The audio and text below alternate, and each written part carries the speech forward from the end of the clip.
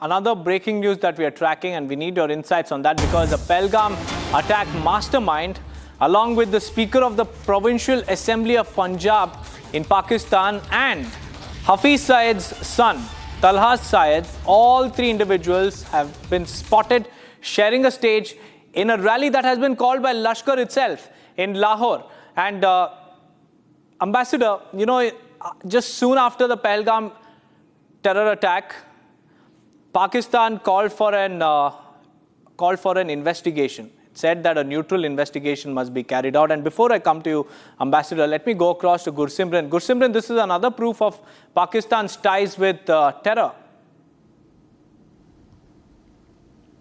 Yes, this is a clear proof of the political terror nexus that is working in Pakistan, because see, the Assembly Speaker who is from the Pakistan Muslim League Noon, he's a Punjab Assembly Speaker, and has actually Malik Ahmad Khan, who has won from the Kasuri constituency, and he was seen sharing the stage with the son of one of the dreaded designated terrorist and Lashkar chiefs, Hafiz Saeed's son Talha Syed, and also the mastermind of Pahalgam terror attack, that is Saifullah Ahmad, which is also known as Saifullah Kasuri. And in the stage they can be seen sitting next to each other while Talha Syed was making the speech. So it is very clear that how Pakistan political terror nexus is working, how the political leadership, because see what is happening, that it's Pakistan Muslim League Noon, from which the Speaker of the Punjab Assembly come from, and it is the Pakistan Muslim League that is at the helm of affairs, that is ruling Pakistan for now, that is led by Shehbaz Sharif. So if their speaker is going directly to the Lashkar-e-Taiba's rallies that have been called in on the day of Yom-e-Takbir, that was the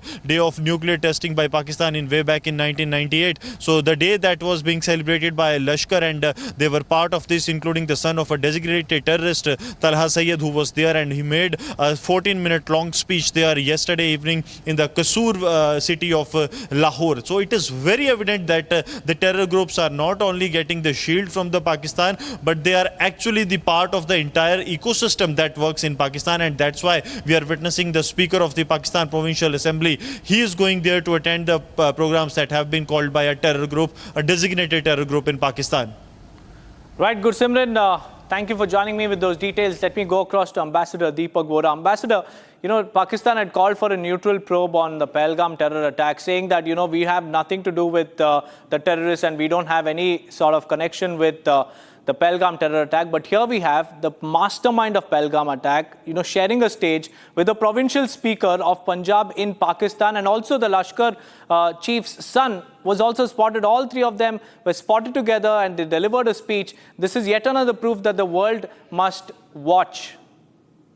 Well, thank you. You know, once again, I compliment your colleague from Jammu. He's given a very detailed breakdown. Let me put it to you very bluntly, sir. We have heard this expression that countries have an army, but Pakistan has an army that owns the country. Now I'll add one line. Pakistan has these terrorist groupings that own the army, that owns the country. I've spoken to many people. I've spoken to my friends, Pakistan ambassadors who have run away from the country, settled all over, and we keep in touch via WhatsApp. I ask them, what are you guys looking for? And the response I get is very significant. They say, look, nobody cares about us.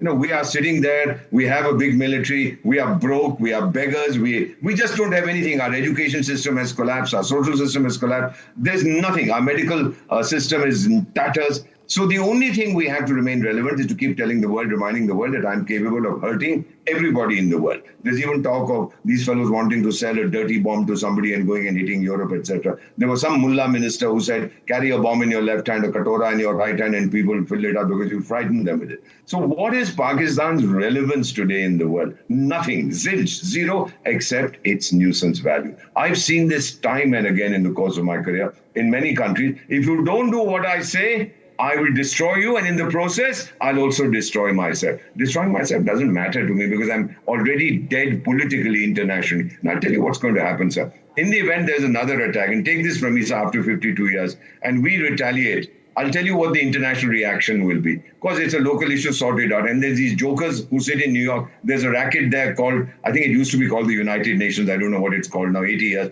The Secretary General, some gutter fellow, will come and say, maximum restraint. Don't, he has no third thing. This is all that he says. I appeal for maximum restraint. Nobody really cares, which is something that I was thrilled when the Prime Minister said in Bihar that we will chase terrorists, agents of Pakistanis to the end of the world. We will find them, we'll eliminate them. Basically, that we'll go it alone. I believe this is a very powerful statement. But these mullahs whom you're seeing on the screen, they don't care, sir. Do you think they worry about what happens to Pakistan? This mullah, as long as he has his 30 wives and his 72 virgins in heaven, he doesn't care. He has no commitment. You have a commitment to a country called Bharat Ma. I have a commitment. I live for her. I'll die for her. These guys don't care, sir. That is the basic difference. Will that change? No. What is the solution? The breakup of Pakistan. And I say this with regret. I have friends who have good guys, Pakistani ambassadors and others. The breakup of that country is the only solution, sir.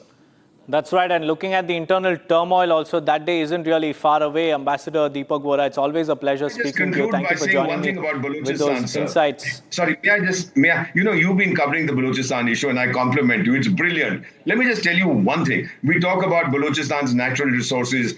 China is involved in mining. Canada is involved. There's gold, there's copper, there's gas, etc. Let me just tell you, sir, the day Balochistan decides it's going its own way, China will dump Pakistan. He doesn't care about Pakistan. He'll go tell the Baloch, my darling, my sweetheart, let's get into bed together. Pakistan is skating on thin ice, and the ice is getting thinner and thinner by the day. That's right. And China is using Pakistan to get access to the minerals in BLA. It's clearly showing a shift in China's affiliations as well. Soon there won't be a single Pakistan state. It will be 4 different states, and we hope that day is not far away.